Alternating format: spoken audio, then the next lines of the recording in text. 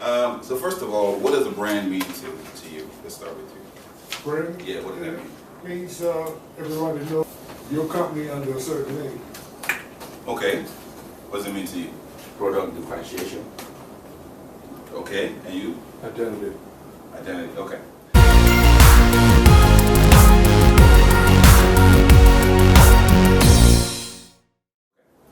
A brand, those are all good answers, but a brand is a promise. Okay? When you want to differentiate yourself from basically everybody else that's out there, you have to promise something and deliver on that on a consistent basis. A good example of that is BMW. What's their tagline? Anybody know? The ultimate driving machine, right? Oh, okay. You talking about the car? The car, yeah, the car, BMW. Now, if anybody has ever owned one or driven one, it drives differently than Mercedes or Lexus. It's usually very sporty, has a greatly tuned engine, and it's consistent. Whatever BMW you get into, whether it's the X5, whether it's the 3 Series, whether it's the 5 Series, whatever, you get that experience like you're driving a machine. So there's that word again, brand promise. So they promise that experience every single time. Now, when it comes to branding, one of the first things you need to start off with is the naming. People typically will just pick a name based on it being cool, or they like it. I've never seen a cool branding name. I'm sorry, a cool business name. Every great brand has a very intricate way they arrived at that name. A good example of that is Amazon. You guys seen the logo for Amazon?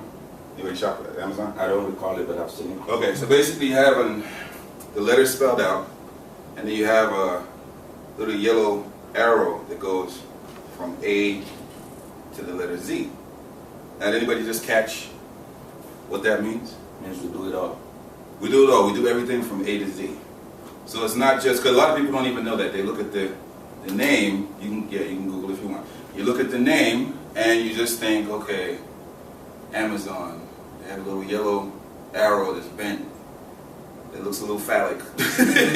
You know, what's going on here, but it's specifically crafted to sit on the A and the Z to subliminally tell you that they specialize in everything, A to Z.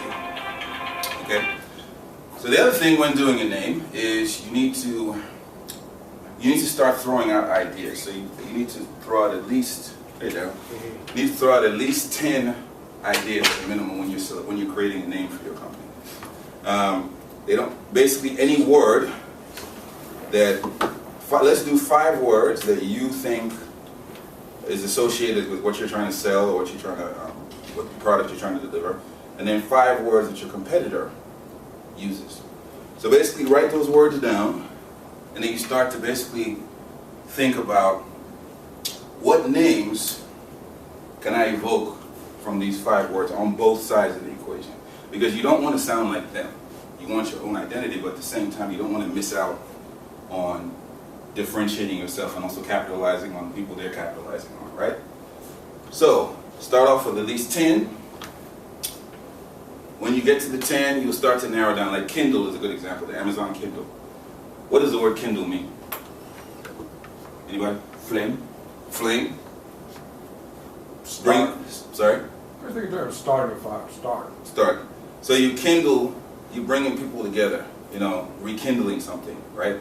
You bringing it back to life. So the Kindle brought books back to life in a different way, right? Because before you had to actually physically pick up a book. Now you can just pick up your Kindle and all these books are available to you. Okay? So that name was specifically chosen because of these word attributes that we're talking about.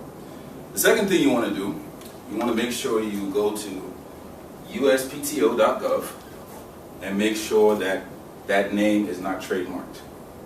Because the worst thing you can do is you got your excited, you got your domain name, you set up everything, you got your business cards, you go down to, you know, to get your LLC or whatever, and they're like, somebody else has got this name. Or worse, the company that actually has the name shows up and, you know, sends you a cease and desist letter, or they sue you. And now your whole business is tanked, you know, from the beginning. So make sure that you get a trademark. As far as getting a trademark, you can either go to an attorney, or you can go to sites like legalzoom.com and do it yourself. You just print out the forms, they allow you to pay the money on the site, and you get it done. Just let me get a sheet of paper here, Daryl. Oh, There's some cookies over there if you'd like some. excellent. Appreciate it. Okay. Anybody have any questions so far? Okay. So the next thing you want to do is positioning. Okay? Yes. But your name, when you're coming up with your name, it's you want people to, when they see the name, you want that before you advertise or get your name out there, you want people to kind of understand what your company is doing, right? True, and that's where selecting those name attributes comes into play. Okay, remember the reference with Amazon? Mm-hmm. A to Z. So you want to think in terms of those terms when you're creating your name. The name has to just mean something. Google sounds like a child making a funny sound, right? But Google is the best search engine in the world, right? You're searching a Googleplex of information. So that's where that word Google comes from. So it's not just some crazy word that they throw out there, it actually has a meaning. So every name that you come up with should actually have some kind of meaning. Did that answer your question? Mm-hmm. Okay.